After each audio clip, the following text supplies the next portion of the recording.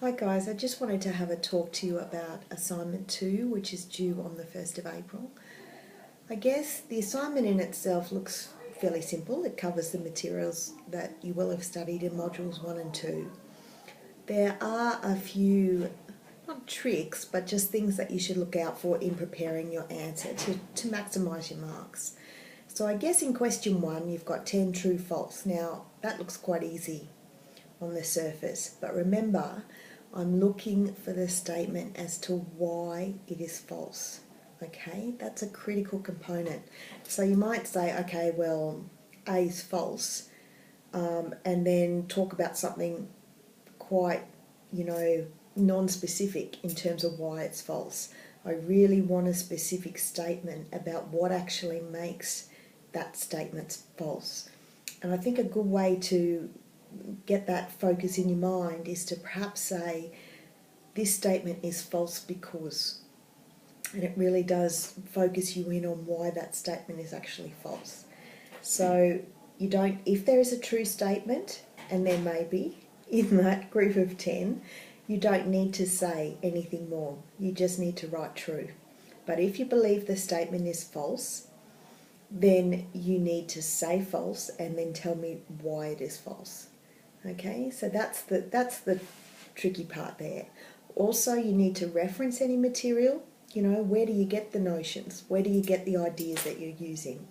Okay, it'll be from reading 1, or it'll be from the text or any other materials that you've used. So you must put some reference in there as well.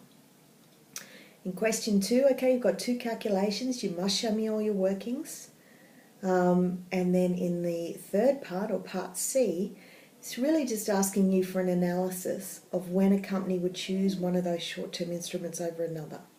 Okay, so what I don't want is just a description of each of the instruments. All right, you can certainly incorporate that into your answer. The critical part of the answer is what factors will a corporation use to judge whether they're going to use one over another. Okay. In the third question, again, show your workings in the calculation. And then in parts B and C, again, it's sort of a little stretch, describe the process by how the RBA changes interest rates. If that's the inflation figure, which way do you think rates are going to go and how will they do that? That's what that question is really asking. In part C, I've given you the reference material to base your answer on. Again, I'm not looking for chunks copied out of the reading that I've given you. I'm looking for you to use your own words, like you all did beautifully when you wrote your blogs, to rephrase the ideas that you've drawn on.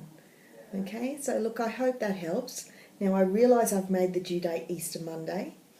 I'm not going to die in a ditch if it comes in on Tuesday. Okay, if for whatever reasons you're caught up with stuff on the Monday and can't electronically send it, Tuesday will be fine. Okay, so you don't need to send me frantic emails on the Monday morning or anything like that. Tuesday, April the 2nd will be fine for a due date. I realise I have made it on a public holiday, which now really doesn't matter because it's all electronic submission, but that will be fine.